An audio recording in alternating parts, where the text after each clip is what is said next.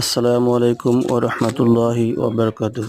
সম্মানিত দর্শক, ওনারা সেই সুদূর জামালপুর থেকে আমাদের টাঙ্গাইল সদর পাঁচবেতের এলাকায় এসেছে।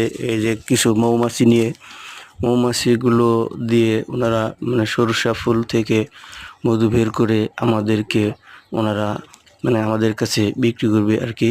তাদের সাংসারিক জীবন চলবে, আমাদেরও এই দিক থেকে সব কিছু পরিপূর্ণ হয়ে যাবে ইনশাআল্লাহ।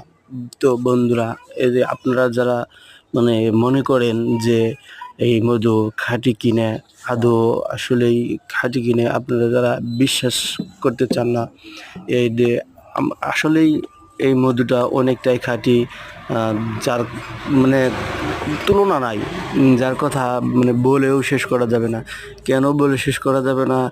এই ওনারা যে বক্সে করে মৌমাছিগুলো এনে তারপরে সর্ষে ক্ষেতের মধ্যে ওনারা এত সুন্দর করে বসিয়ে দিয়েছে, সেই মৌমাছিগুলো বের হয়ে তারা মধু আহরণ করে এনে আবার বাক্সের মধ্যে ওনারা জমা করে রাখে, যে আমরা যেন পরবর্তী সময় এই মধু খেতে পারি। যেমন আমরা মানুষেরা সারাদিন কাজ করে তারপরে টাকা উপার্জন করে এনে রাখি, যে পরে যেন আমরা সেই টাকাটা দিয়ে খেতে পারি। আজকে কাজ করলাম, কালকে যদি কাজ না করতে পারি, ওই মৌমাছিগুলা ঠিক এরকম তদ্রূপ আমাদের মতন ওনারা মধু আহরণ করে তারা বাক্সের ভিতরে সারাদিন মধু আহরণ করে বাক্সের ভিতরে তারা রেখে দেয় খাওয়ার জন্য।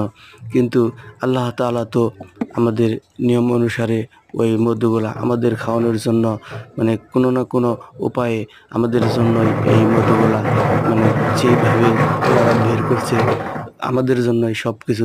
আর পশু পাখি সমস্ত কিছু তো আমাদের সেবা করে, সব কিছুতেই আমাদের সেবাই করে। একটা গরু আপনি পালন করলেও সেই গরু আপনি দুধ দেয়, গরু কেটে আবার আমরা গোস্তগুলো খাই।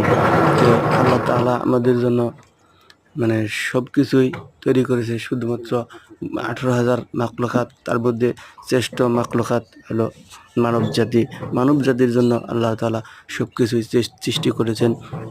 আসলেই এই মধুটা অনেকই খাঁটি, অনেক এই ড্রামের ভিতরে আমরা কিছুই দেখতে পাই নাই। আমি প্রথমত মনে করেছিলাম যে ড্রামের ভিতরে মনে হয় কিছু থাকে না, তারপরে যখন ওনারা ড্রামটা নিল, এই দেখতে পাচ্ছেন মধু শুধুমাত্র একটাই ভাঙেছে, তাই এইটুকু মধু পেয়েছে, কিন্তু ড্রামের ভিতরে আদৌ কিছু ভেজালযুক্ত কিছু নাই।